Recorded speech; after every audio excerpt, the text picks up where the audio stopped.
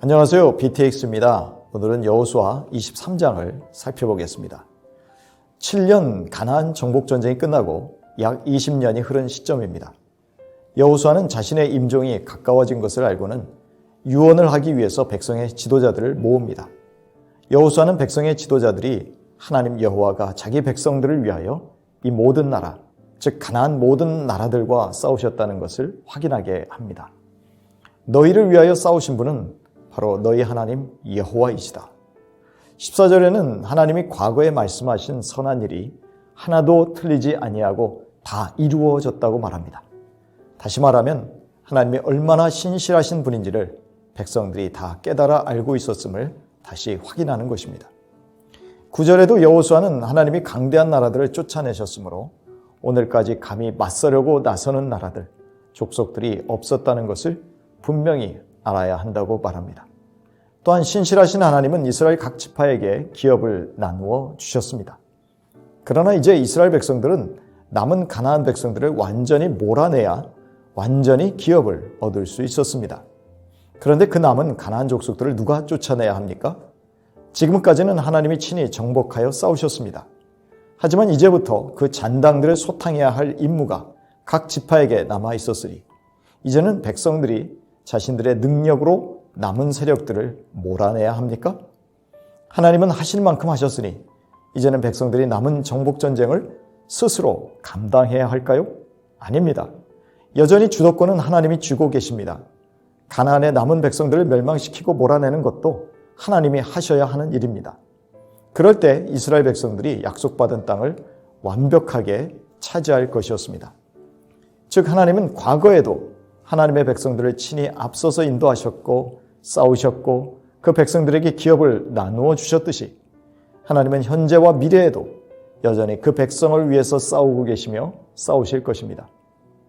우리는 과거에 우리의 삶을 인도하시고 그 기업을 주셔서 살게 하신 분이 현재에도 인도하고 계시며 앞으로도 인도하실 것을 인정하고 찬양해야 합니다. 그렇다면 우리는 미래의 삶을 두고 불안해할 필요가 없습니다. 그 이유는 하나님은 과거에 우리의 삶을 인도하셨듯이 지금도 인도하고 계시며 또 미래에도 우리를 위해서 싸우실 것이기 때문입니다. 하나님이 싸워주시면 하나님의 백성들이 일당천의 놀라운 능력의 사람들이 될 것이라고 말씀하십니다.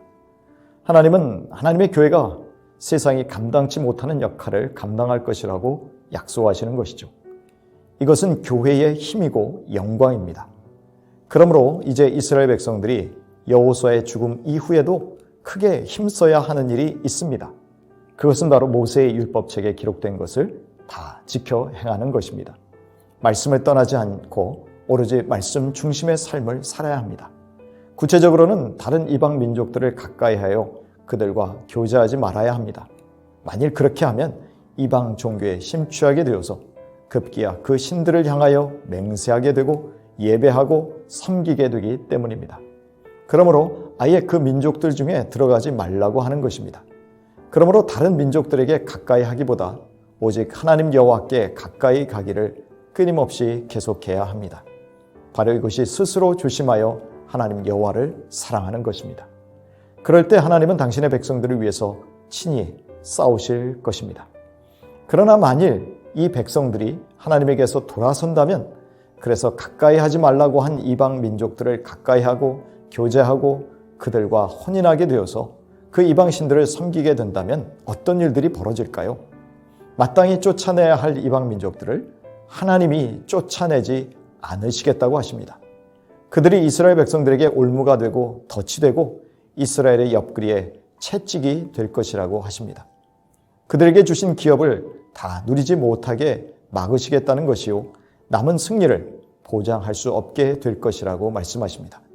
그리하여 마침내 하나님이 주신 아름다운 기업을 누리지 못하고 오히려 쫓겨나고 멸망당하게 되는 비극을 겪을 수밖에 없음을 경고하신 것입니다. 한 사람이 천을 쫓는 것이 아니라 오히려 그 역전의 상황이 펼쳐져서 하나님이 주신 약속의 땅에서마저 쫓겨날 것이라고 말씀합니다.